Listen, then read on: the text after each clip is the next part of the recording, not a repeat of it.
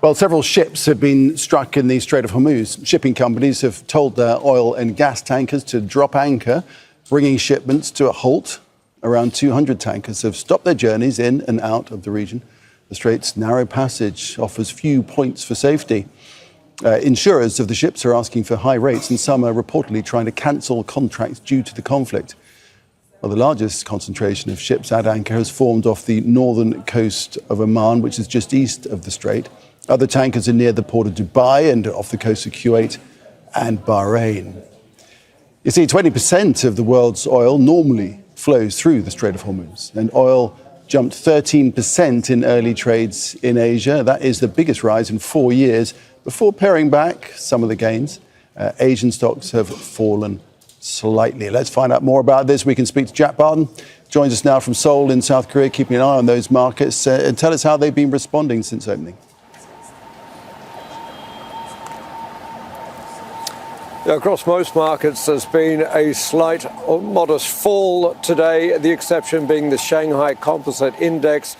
But the trend we're seeing is really the same. Anything related to tourism, travel, airlines is selling off. The Singapore airline down about 5% because of that increase in the benchmark Brent crude that you just mentioned. And really, for the same reason, any energy-related stocks rising on the prospect of the price going even higher. Some analysts saying crude could go above $100 if this conflict is prolonged, but also defense stocks rising. And that's why in China we saw the Shanghai index going up slightly, that combination of energy stocks and defense stocks. But even Japan, Mitsubishi, as well as Kawasaki heavy industries, which are related to defense, also rising. But the big concern here remains oil. According to US statistics, more than 80% of all the oil and gas passing through the Strait of Hormuz is destined for Asia, with China, India, Japan, South Korea accounting for almost 70% of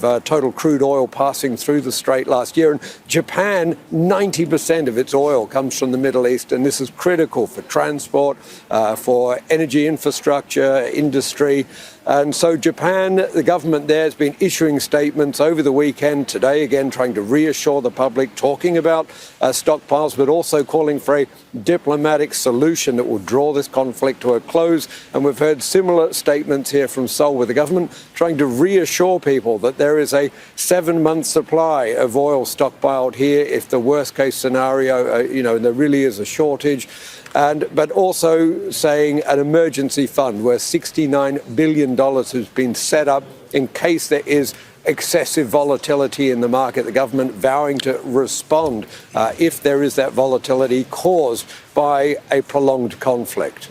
Yeah, the Strait of Hormuz, a key economic corridor. Jack Barton in Seoul, thanks very much. Don't miss out. Get the full picture. Subscribe to Al Jazeera for reliable news, expert insight. Like, share,